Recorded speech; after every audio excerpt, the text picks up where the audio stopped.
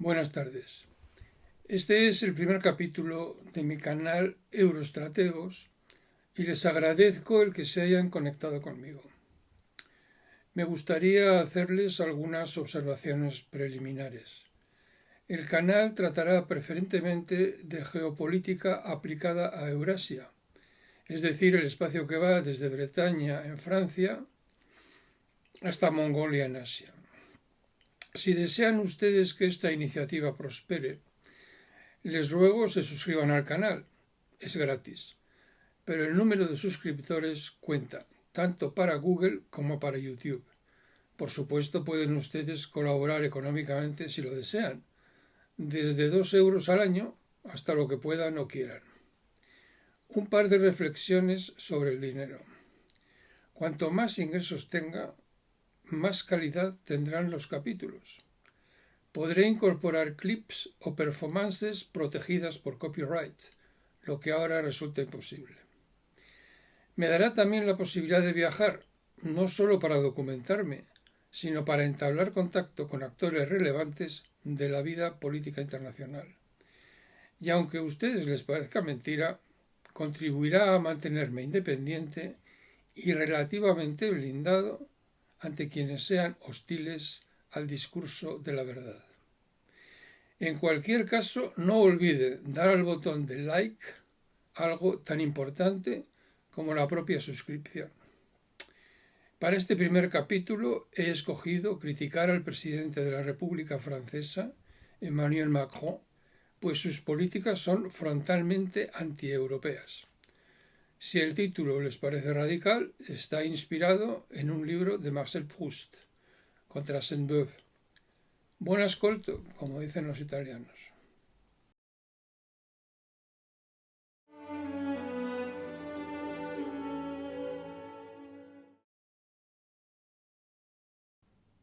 Señor presidente, puesto que se presenta usted como campeón de Europa, voy a dirigirme a usted como europeo. Verá, Europa no está en riesgo inminente de ser invadida. Europa es un continente derrotado, que es otra cosa. Lo hago con un género muy acreditado en la literatura francesa, el panfleto, Jean Calas de Voltaire, J'accuse de Zola, y con un título que tomo prestado de un libro de Marcel Proust. Dígame si se ha firmado un tratado de paz pendiente desde 1945 y cuáles son las consecuencias de no haberlo hecho. Son claras: ocupación y protectorado, porque en Alemania ahora mismo hay 45 bases USA. Seguimos. ¿Tienen los alemanes una constitución? No. Tienen una Grundgesetz, una ley fundamental, como si no estuviesen ya reunificados desde hace más de 30 años.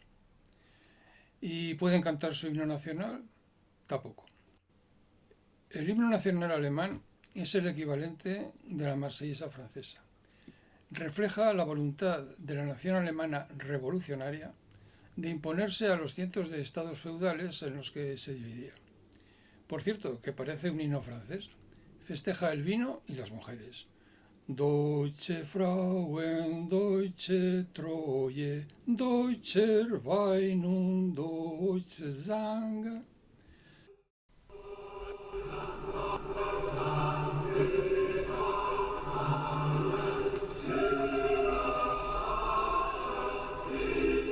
Ese himno nacional alemán lo proclama la República de Weimar como heredera de la Alemania liberal del banquete de Hombach de 1832, en el que participan polacos y franceses, y la Iglesia de San Pablo en Frankfurt, 1848, sede del primer Parlamento alemán.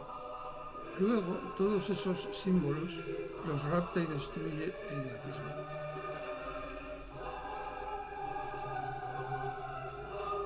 No se entiende la condena al silencio de un activo no solo alemán, sino europeo.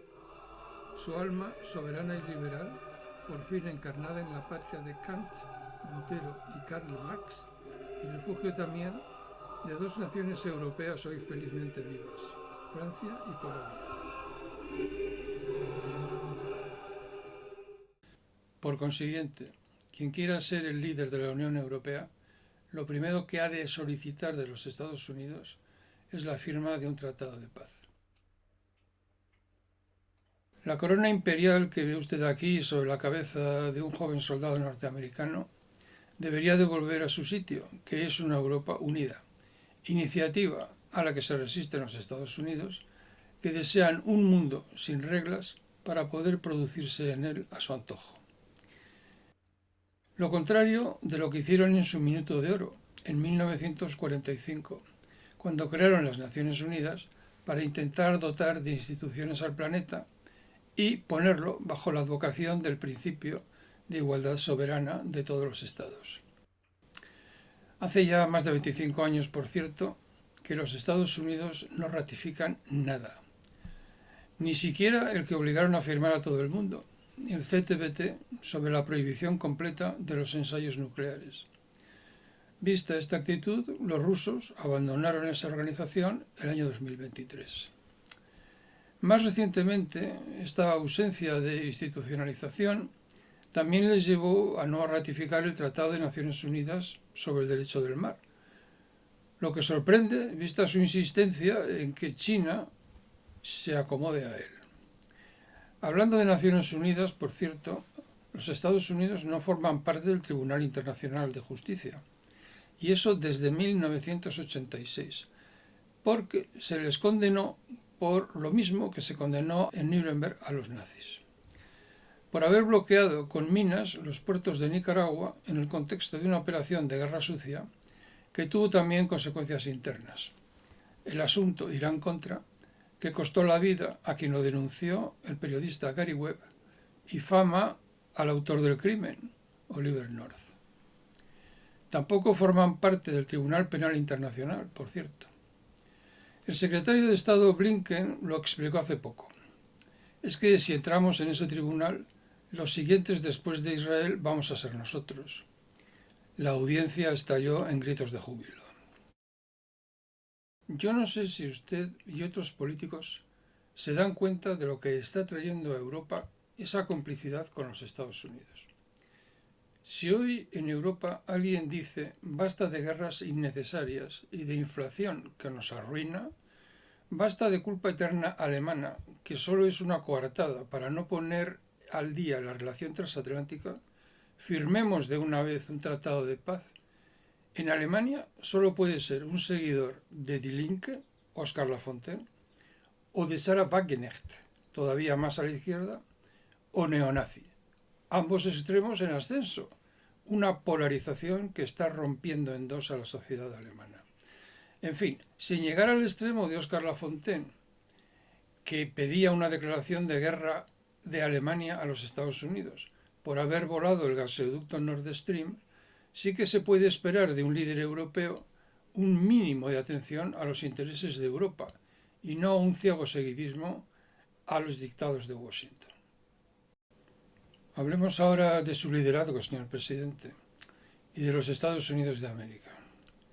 Tras haber solicitado sin éxito formar parte de los BRICS, iniciativa que hizo de Francia una especie de 68ista estratégica y que naturalmente rechazó Rusia, se embarca usted en intentar contener a China mandando portaaviones al Pacífico. Esto sucede después de que los americanos les hayan echado a ustedes del Pacífico en un gesto humillante que sentí como propio, a patadas. Francia tenía un acuerdo de suministro de submarinos nucleares con Australia. Llegaron los Estados Unidos y forzaron a Australia a sustituir esa presencia por otra anglosajona. No querían a Francia en el Pacífico, cuya presencia, por otra parte, consideran, entre comillas, simbólica. Y es que en el mundo occidental hay una primera clase, la de los 5 ojos, Estados Unidos, Canadá, Reino Unido, Australia y Nueva Zelanda. Y luego todos los demás, incluida naturalmente Francia.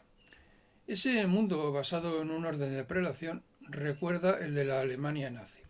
Para ser SS de verdad había que haber sido ario por lo menos desde 1800. Un segundo nivel era el de los países que tenían algún componente étnico sin serlo del todo. Por ejemplo, belgas, flamencos, y, con perdón, franceses. Los de la división Charlemagne eran Freiwilliger, es decir, voluntarios de segunda clase. Y en tercera posición estaba la basura étnica, letones, lituanos, estonios y ucranianos, sin ir más lejos. Así lo cuenta el nacionalista ucraniano Mikhail Mielnuk en su libro sobre la división Galitzen de voluntarios ucranianos de las SS. Pues usted les retribuye esa patada a los Estados Unidos en el Pacífico desperdiciando la renta de excelencia que hereda usted del general de Gaulle. Sí, fue él quien por primera vez se abrió al país del centro en 1964.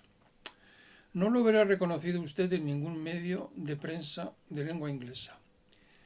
Y eso se produce por el factor anglosajón, que consiste en asegurar que siempre son ellos los que han llegado los primeros, aunque hayan llegado los últimos, y tener siempre razón, aunque no la tengan. Además del servilismo que supone ignorar la expulsión de Francia por otra parte ilegal, intentar contener a China con portaaviones es un imposible técnico y estratégico. China asciende porque tiene 5 veces el número de robots industriales de los Estados Unidos y porque presenta ante la Oficina Mundial de Patentes y Marcas casi la mitad de todos los registros del mundo, lo que dobla el número de los Estados Unidos de América. Y esto se debe, muy posiblemente, a estar bien administrados. Por ejemplo, no a hacer guerras que los americanos llaman de elección, cuando entre nosotros y desde los tiempos de Cicerón se conocen como guerras injustas, y que le han costado a los Estados Unidos, según la Universidad de Stanford, 14 trillones de dólares y al mundo más de 1 millón de muertos. Por no hablar de la guerra contra el terror, que seguimos sin saber lo que es y que hubiera pasmado a teóricos como Sun Tzu o von Clausewitz.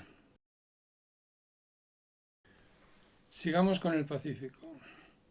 Compartir con los USA que China es un peligro existencial y que tras invadir Taiwán se extenderá por todo el sudeste asiático, recuerda la doctrina del dominó, obra de Robert McNamara, que justificó o intentó justificar la calamidad de Vietnam.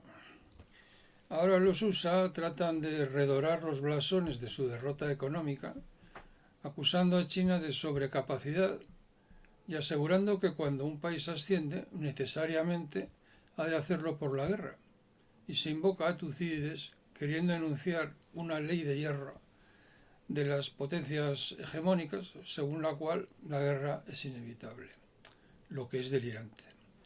En fin, llegados al punto de conexión entre las economías globales que conoce hoy el mundo, hay otra ley de mejor aplicación, que es el dilema del prisionero. 2 forzados están en la cárcel, y la única manera de librarse es colaborar o perecer. Esto evitaría la caída del PIB global en un 5%, según lo han dicho el Fondo Monetario Internacional, el Banco Central Europeo y hasta la Reserva Federal Americana. Claro que eso podría echar por tierra lo que queda del núcleo de la presencia global americana, la milicia, digamos la OTAN y bases militares por todas partes, que maldita falta hacen para sostener que los Estados Unidos son la 4ª parte del Producto Interior Bruto mundial. En fin, señor presidente, flaco favor le hace usted a los propios Estados Unidos, a Francia y a Occidente, comportándose como un perrito faldero frente a los americanos y como un tartarín de Tarascón frente a los rusos, y no como el aliado occidental que aconseja prudencia y buen hacer. Recuerde usted el destino de los colaboracionistas. Todo el mundo sabe que en Stalingrado alemanes y rusos se enzarzaron en una batalla feroz. Pero nadie recuerda que del lado alemán lucharon también italianos, húngaros y rumanos. Recuerde también la posteridad del mariscal Pétain. Sería mejor aconsejar al joven hijo poner orden dentro de casa, sin lo que es imposible poner orden fuera. Verá usted, gastan el doble que Europa en sanidad y no tienen seguridad social general. Su esperanza de vida son 77,5 años y bajando. Han lanzado contra su propia población una guerra del opio como la que el Reino Unido lanzó contra China en el siglo XIX. Y ese crimen, el fentanilo, les ha salido gratis a sus autores. En cuanto a la mortalidad infantil, Sus estadísticas son tercermundistas. Las cárceles están a rebosar, a pesar de que mantienen la pena de muerte. Y todo eso le cuesta al contribuyente global 3 trillones de dólares de déficit al año. Y digo global porque ya vimos en el 2008 quién termina por pagar las temeridades de Wall Street. Aclaro que una cosa son las relaciones transatlánticas, es decir, la relación que hemos de mantener con los Estados Unidos, en mi opinión, innegociables. Y otra distinta es el ejercicio de esa hegemonía basada en el otanismo, ya considerado por un presidente norteamericano, Donald Trump, como obsoleto. Vayamos ahora a Europa, a lo que parece en peligro existencial de desaparecer bajo otro tsunami, también asiático, el tsunami mongol de Rusia. Empecemos por el principio. Alemania, más precisamente Willy Brandt, se arrodilla en el gueto de Varsovia en 1970. En 1984, Francia y Alemania deciden reconciliarse de manera pública. La foto de Kohl y Mitterrand, cogidos de la mano en Verdún, dio la vuelta al mundo. Esa doble misión de paz garantizaba una Eurasia unida en los valores comunes de la concordia. Su traducción en política internacional va a ser la Conferencia de Paz y Seguridad en Helsinki y sus consecuencias un proceso de distensión que parece poner fin a la Guerra Fría.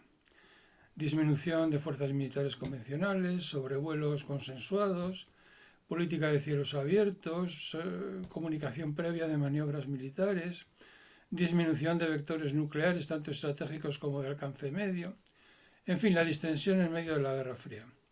Y llega 1990 y se hunde la URSS. Rusia elimina el Pacto de Varsovia. Europa es como una joven novia lista para iniciar una nueva etapa de su ya milenaria historia. Sin embargo, no desaparece la OTAN. ¿Y por qué? Porque la constante de la estrategia americana no es la seguridad del continente, sino mantener el ejercicio de la hegemonía con la OTAN como herramienta privilegiada, diga Rusia lo que quiera. Esto tiene origen en la vieja estrategia imperialista inglesa que temía la unión de Alemania y Rusia, mal que habría de evitarse a toda costa. A eso se añade la falsa noción de que había habido una guerra y los USA la habían ganado. Cuando a Bush padre le dijeron que Rusia no quería que los USA mantuviesen la OTAN, contestó: no tienen nada que decir, prevalecimos. We prevailed, literal. Su hijo remacha: hemos ganado por la gracia de Dios. Bien. Si tú has ganado una guerra, puedes imponer al vencido un diktat. Lo que se hizo en Alemania tras la Primera Guerra Mundial. Pero si no has ganado una guerra, lo que creas es un dilema de seguridad, que es su contrario. Tú te armas, tu contrario se arma más. Por cierto, esa visión victoriosa de las cosas se hizo contra el parecer de Brent Scowcroft, que era el jefe de seguridad de Bush padre. Él aseguró que la URSS había implotado por razones exclusivamente internas. En cuanto a la ampliación de la OTAN, que vino a continuación, hubo dos escuelas. Kissinger y Brzezinski defendieron que entre agraviar a Rusia o extender Occidente debería de prevalecer extender Occidente, es decir, la OTAN. El diplomático legendario George F. Kennan, que inventó la teoría de la contención, dijo lo contrario. Cito, comillas: sería el error más siniestro de la política exterior norteamericana desde 1945.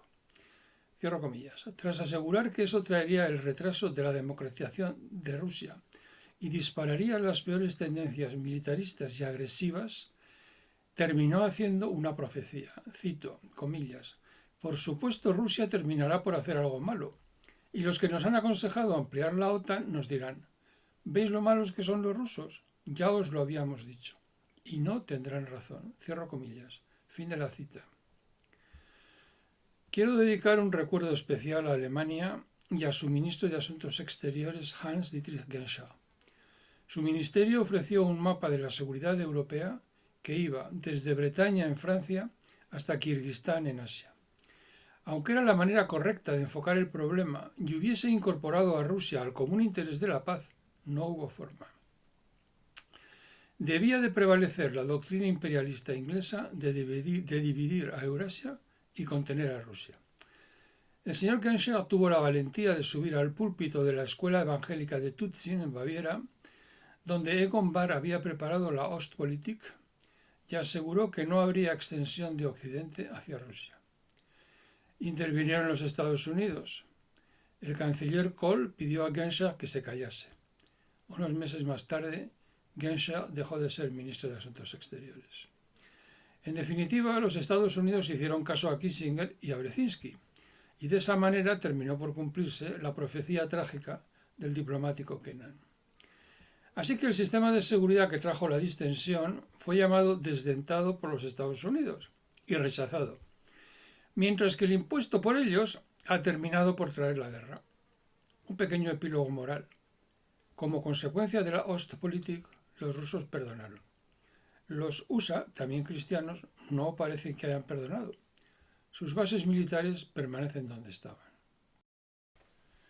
Vayamos ahora a la guerra de Ucrania para ir terminando este trabajo. Todo no empieza con la invasión rusa, sino con el golpe de Estado americano del Maidán en febrero del 2014. En esa oportunidad se rompe la normalidad democrática de Ucrania y al pueblo ucraniano le sustituye un grupo político minoritario que se refiere al pasado nazi de Ucrania como elemento configurador de la nacionalidad. Es decir, que los criminales de guerra Yaroslav Stietsko, Stepan Bandera, Roman Sukievich y otros colaboradores con los nazis son los padres fundadores para la Ucrania del golpe del Maidán, frente a la del voto popular que llevó a Yanukovych al poder y que refleja mucho mejor la pluralidad de la sociedad ucraniana.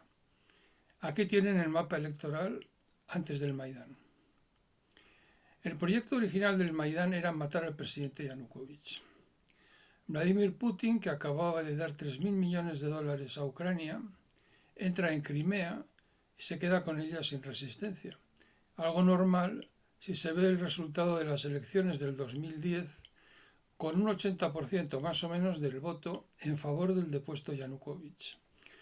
Ofrece también a la flota de guerra escoger entre ser rusa o ucraniana, y el 70% de los interpelados escoge quedarse con Rusia. Aclaremos que el Maidán no es el primero de los golpes de Estados Unidos en la zona.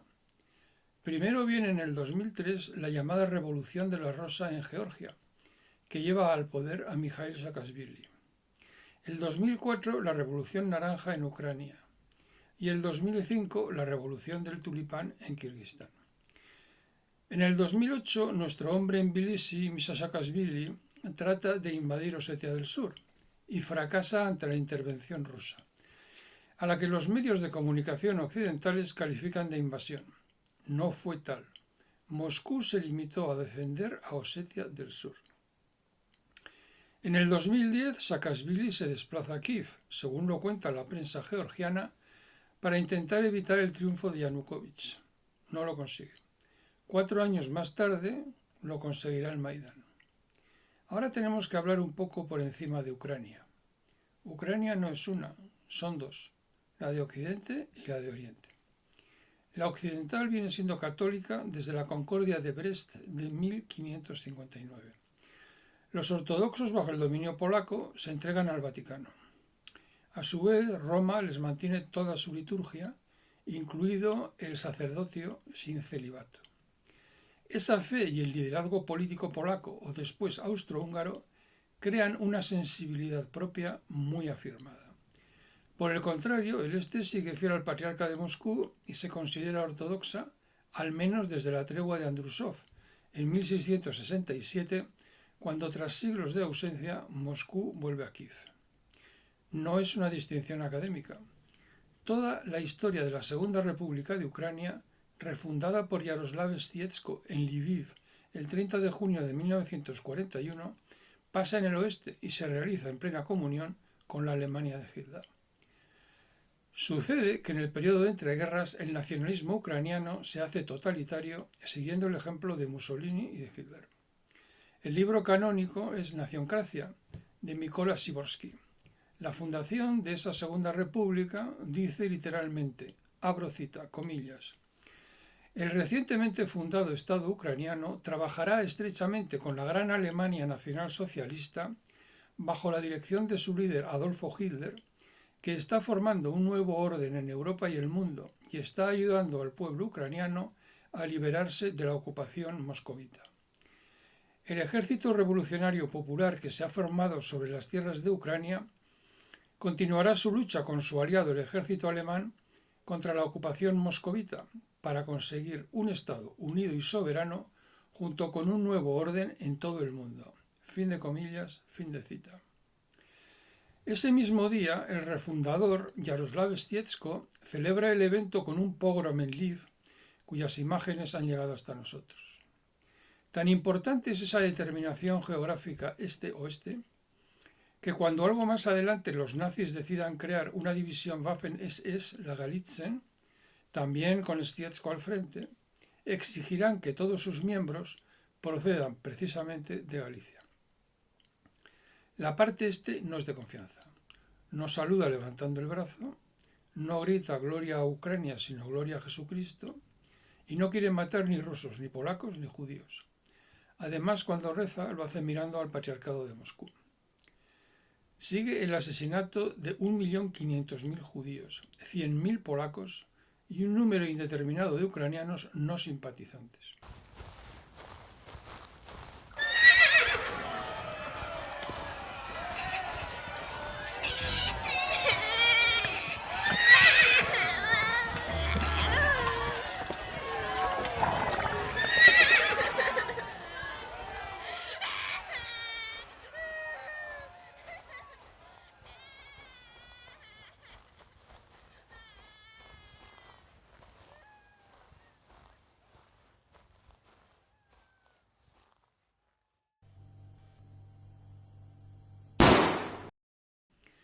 Imagino que se pregunta usted cómo es que los ucranianos del oeste sean para Occidente los verdaderos ucranianos y no lo sea la totalidad del pueblo ucraniano.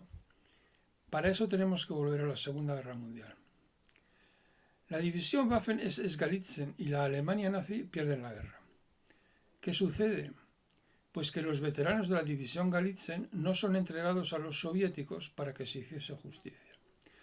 El obispo ucraniano Iván Buchko dice al Papa Pío XII que esos jóvenes son, comillas, la flor de la nación ucraniana. Pío XII se deja convencer y los SS de la Galitzen son entregados a los aliados. Su jefe, Yaroslav Stietsko, el fundador tanto de la Segunda República ucraniana, colaboracionista y genocida, como de la división Galitzen SS, rechaza la invitación del dictador español Francisco Franco y se refugia en los Estados Unidos. En ese país, la Guerra Fría ha creado una institución que se llama la Asociación de Pueblos Cautivos de la URSS. Stietsko será su presidente los siguientes 40 años, y en condición de tal será recibido por Bush padre y Ronald Reagan. Por fin, el 30 de junio de 1982, es autorizado a celebrar el nacimiento de la nueva patria nazi y su consiguiente pogrom en Lviv, dirigiéndose al Congreso de los Estados Unidos. Las amistades anudadas todos estos años entre los nacionalistas ucranianos y los neocons constituyen la base del golpe de Estado del Maidán, hecho sorprendente, puesto que los Estados Unidos y luego Francia y Alemania apuestan, como ya lo habían hecho antes los nazis ucranianos, por poner toda Ucrania bajo la advocación del oeste católico, lo que no hace falta decir, es imposible, como ya lo hemos visto en el mapa de las últimas elecciones libres de Ucrania, el año 2010. Y no lo digo yo solo, sino también Henry Kissinger en un artículo que publicó en el Washington Post el 5 de marzo del 2014, nada más producirse el Maidán.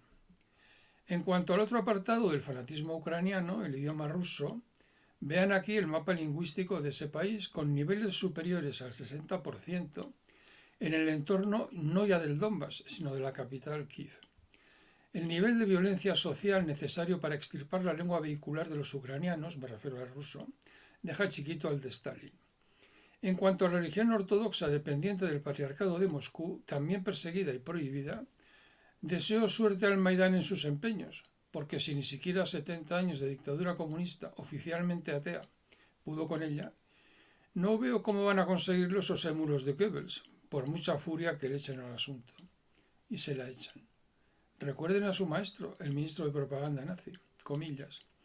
Vamos a entrar en Alemania como el lobo entra en el rebaño. Cierro comillas.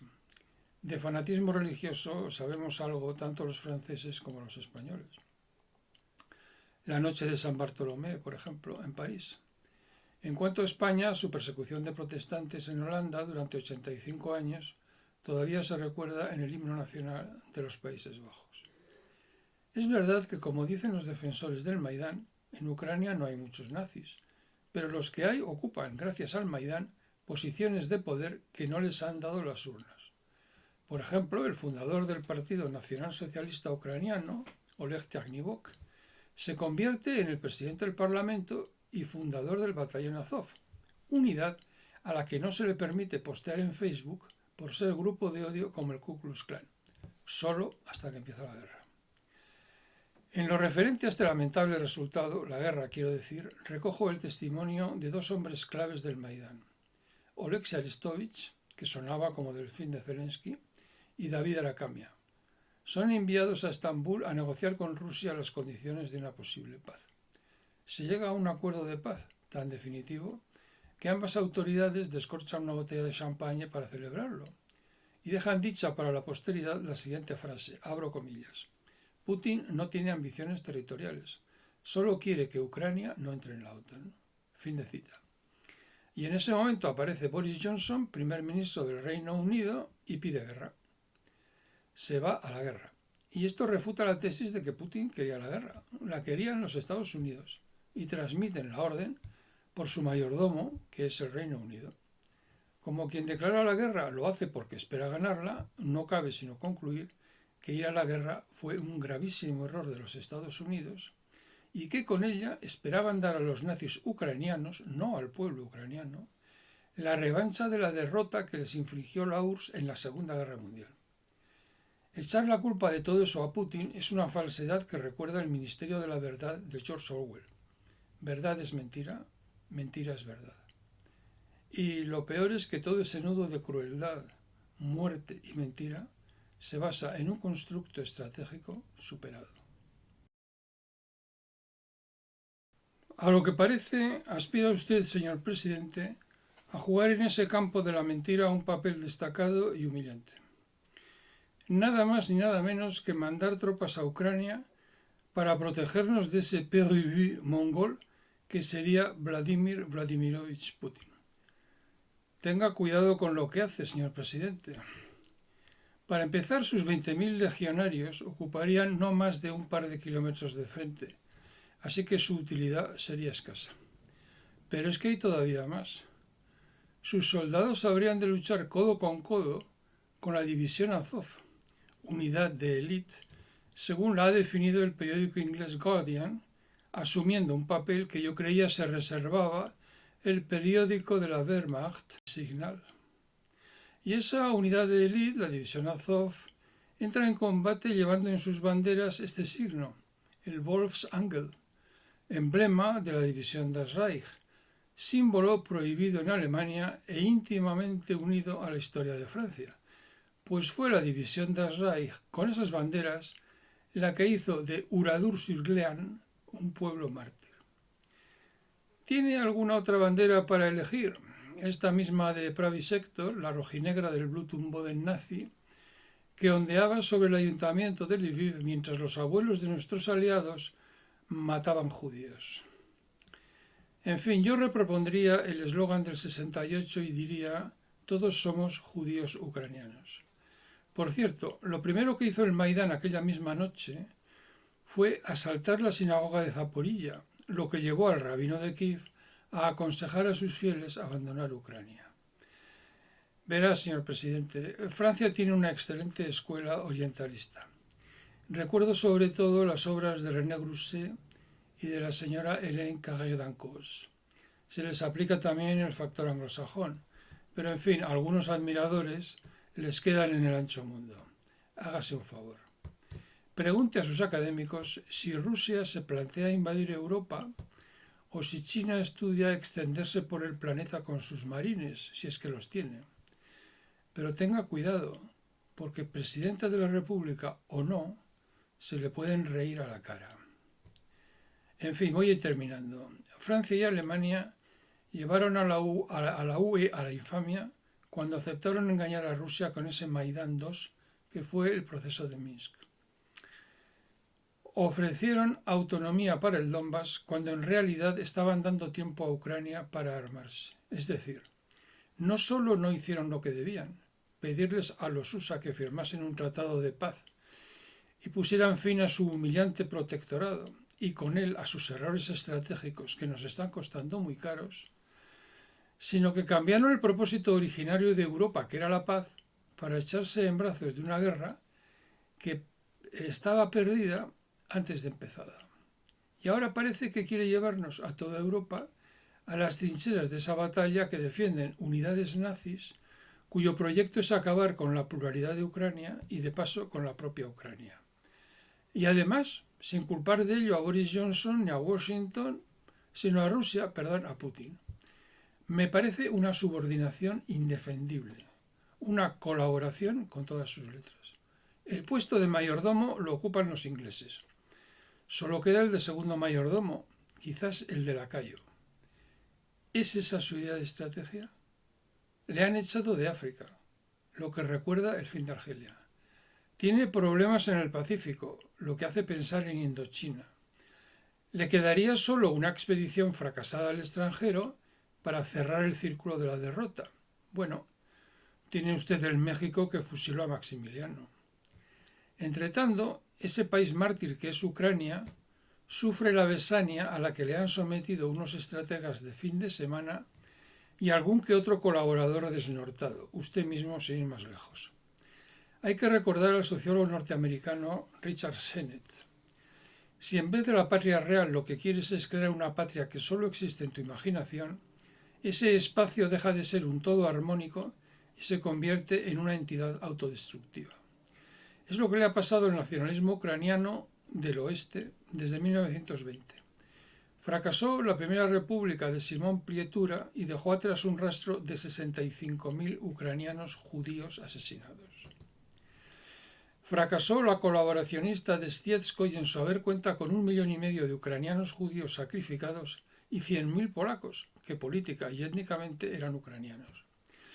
Y ha fracasado esta tercera del Maidán en un baño de sangre innecesario y con solo víctimas ucranianas, esta vez sin adjetivos. No puedo entender ni esta besania, ni que intente usted para Europa un destino cómplice con esa barbarie.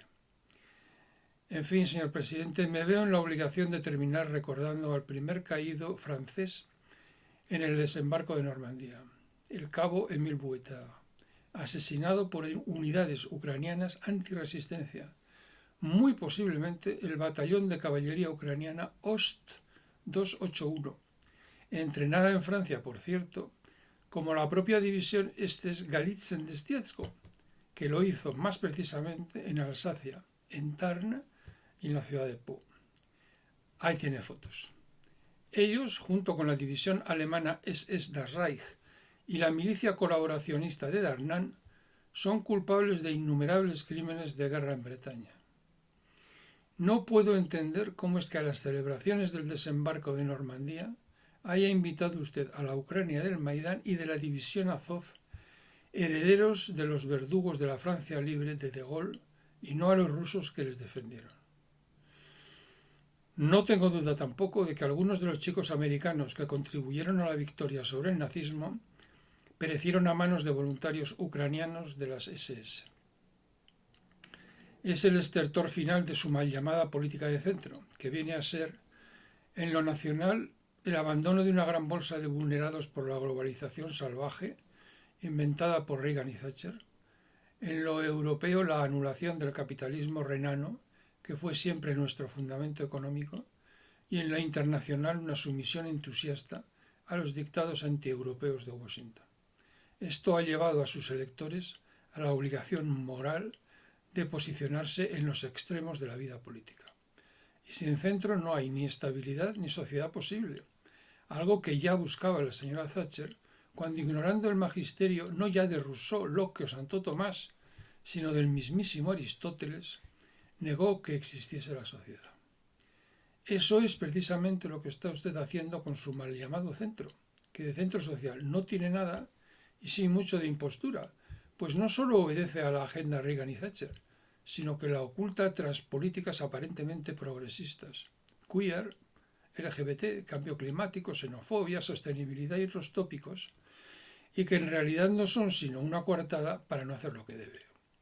Recuperar para los precarios un capitalismo compasivo, renano lo llamamos en Europa, y en el orden internacional una superación del otanismo que tanto daño le ha hecho al mundo en general y a Europa en particular, sobre todo desde la caída de la URSS. Capítulo especial merece la liberación de Alemania, sobre todo de esa posguerra eterna a la que le condena el mundo estratégico anglosajón obsoleto y que nos hace rehenes a todos los europeos.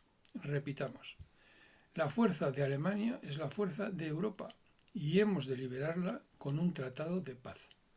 Una vez liberados, deberíamos de abrir una agenda común militar, fiscal y energética. Eso para empezar.